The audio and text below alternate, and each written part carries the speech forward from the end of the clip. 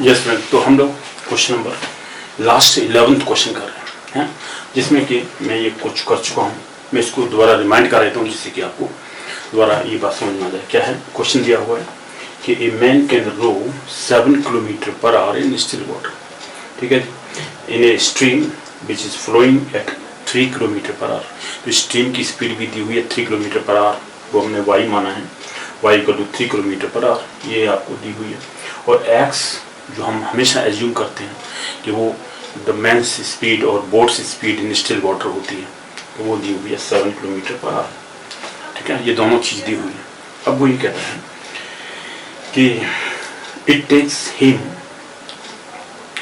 Him 7 hours to row to a place and return back to the same place, return back to the initial point। तो मैंने लिखा हुआ है, दिया हुआ है a man's rate in still water is 7 kilometre per hour, ये दी हुई है, while speed of the stream is 3 kilometre per hour.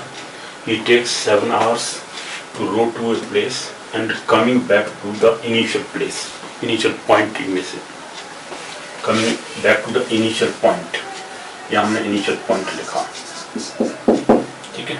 तो उसको 7 hours लग जाते हैं टोटल टाइम। इसका मतलब उस प्लेस की डिस्टेंस आपको निकालनी है। फाइंड क्या करना है? To find the distance of the place he rowed to, जिस प्लेस के लिए वो गया हुआ था, वापस आया था, उस प्लेस की हमें डिस्टेंस निकालनी है, ठीक है ना। ये निकालेंगे सबसे पहले rowed to the place. How far is the place means what the distance of the place. चलिए हम कर रहे थे। सबसे पहले हमें यहाँ क्या दिया हुआ, here speed of the man in still water is x equal to 7 kilometre given, ये आपको गिवन है भाई। दूसरा हमने ये किया था speed of the stream is y equal to 3 kilometre, ये भी गिवन है। Therefore speed of the man downstream, down stream को जाना है, कितनी होगी? x प्लस वाई होगी। x प्लस वाई का मतलब हुआ 7 प्लस 3 मतलब 10 किलोमीटर पर आवर, ये स्पीड होगी उसकी down stream. And his speed upstream, and his stream upstream equal to x minus y equal to आ गया 7 minus 3 equal to 4 kilometre per our, ठीक है। दोनों का डिफरेंस ये है क्योंकि 7 minus 3 4 हो गया, 4 किलोमीटर पर आवर, ये उसकी अप स्ट्रीम स्पीड हो गई। अब इन दोनों स्पीड से वो उस प्लेस तक जाता है, टोटल टाइम लगता है 7 hours। मैं इस क्वेश्चन को इधर निकालता हूँ। Okay, let me solve this here. ये क्वेश्चन है, क्या दिया हुआ है, let the distance of the place, ये हमने वैसे माना हुआ है, the distance of the place be d kilometre,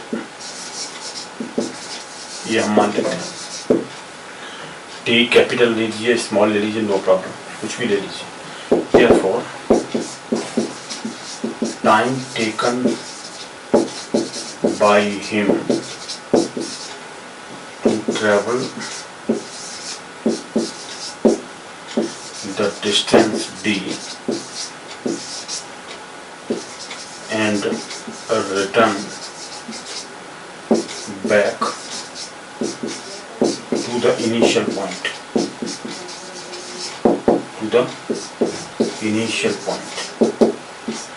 तो वो कितना टाइम दिया हुआ है आपको?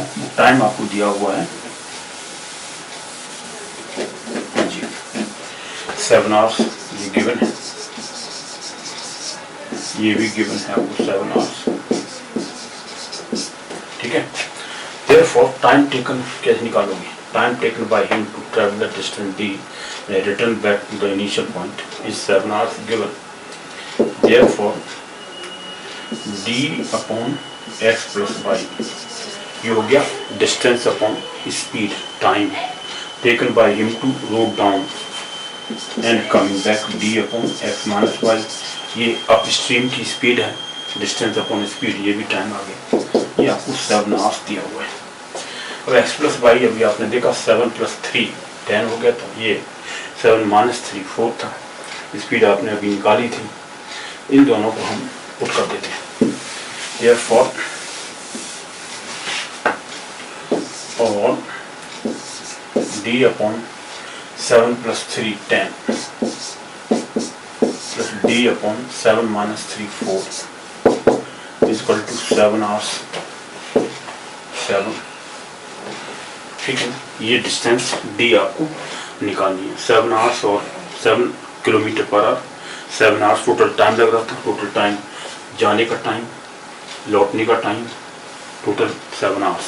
इसको सॉल्व कर लेते हैं डी के लिए, तो डिस्टेंस आपकी आ जाएगी। ये क्वेश्चन जैसे 10th क्वेश्चन था, सिमिलर वैसे ही ये डिस्टेंस वहाँ भी आपको निकालनी थी, हमने डिस्टेंस वहाँ डी मान ली, टोटल डिस्टेंस आ जाएगी। यहाँ से डी अगर आप कॉमन ले लेते हैं, ये आ जाए 1.10, 1.4 इक्वल टू 7, तो यहाँ से एलसीएम ले सकते हैं, 10 और 4 का एलसीएम 20 हो गया, मान लेते हैं 20, ये एलसीएम है, ठीक है। 10 टू या 20, 2 प्लस 4 5 या 20 इंटू डी और equal to 7, imply that this, इसका मतलब डी की वैल्यू यहाँ से क्रॉस मल्टीप्लाई करके आप निकाल सकते हैं। देयरफॉर मैं यहाँ निकालता हूँ,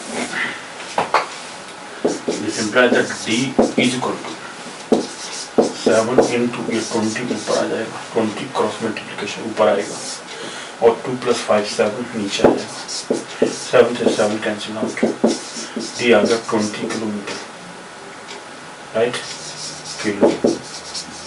kilometre,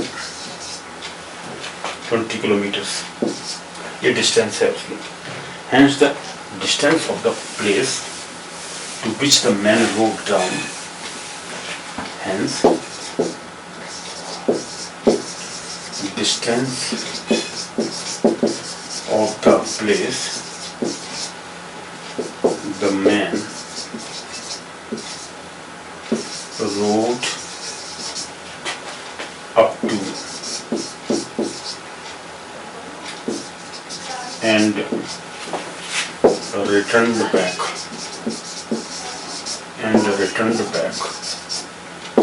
is equal to 20 kilometer,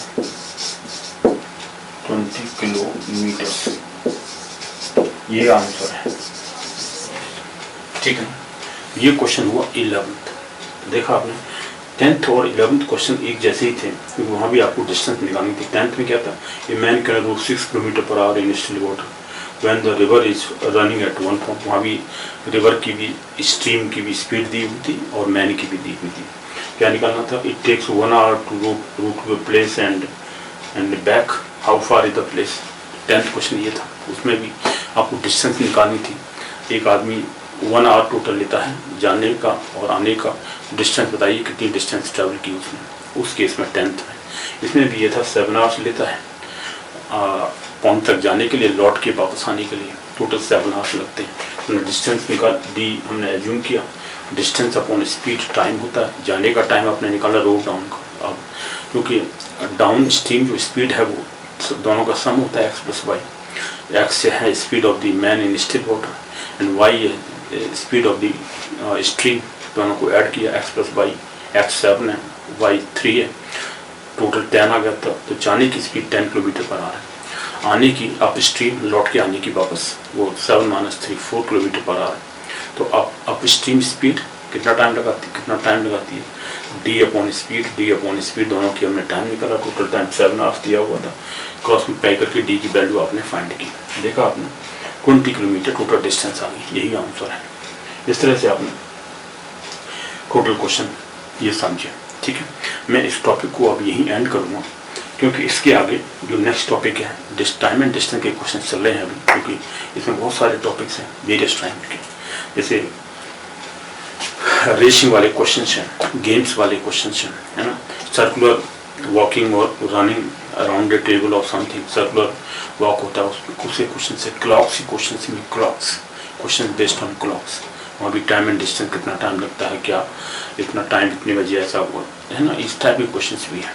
उन क्वेश्चन को हम नेक्स्ट लेक्चर सीरीज में लेंगे 30th 31 I think 2 lecture series और इस सेम टॉपिक में रहती है टाइम एंड डिस्टेंस में, तो वो आप देखेंगे कितना इम्पोर्टेंट टॉपिक है ये, और इससे रिलेटेड क्वेश्चन इसमें जरूर आता है, क्योंकि गेम से रिलेटेड क्वेश्चन आ जाए, है ना, रनिंग रेस से related, time boats and stream से related, time and distance speed कुछ भी निकाल सकते हैं, ट्रेन से रिलेटेड क्वेश्चन जो रिलेटिव स्पीड वाले थे वो आ सकते हैं, तो relative speed boats and stream we are taking, उससे पहले हमने सबसे पहले टाइम डिस्टेंस स्पीड ये सब निकाला था, फिर उसके बाद रिलेटिव स्पीड निकाला था, 2 अक्षर पे की थी 2 लेक्चर सीरीज, इसके बाद में ये लेक्चर सीरीज आपकी बोट्स पे 2 हो गई, है ना, इस तरह से हम लोग कर रहे हैं, और नेक्स्ट लेक्चर सीरीज जो गेम्स और रनिंग रेस वगैरह से रिलेटेड क्वेश्चन हैं वो भी टाइम डिस्टेंस के हैं, उनको हम डिस्कस करेंगे।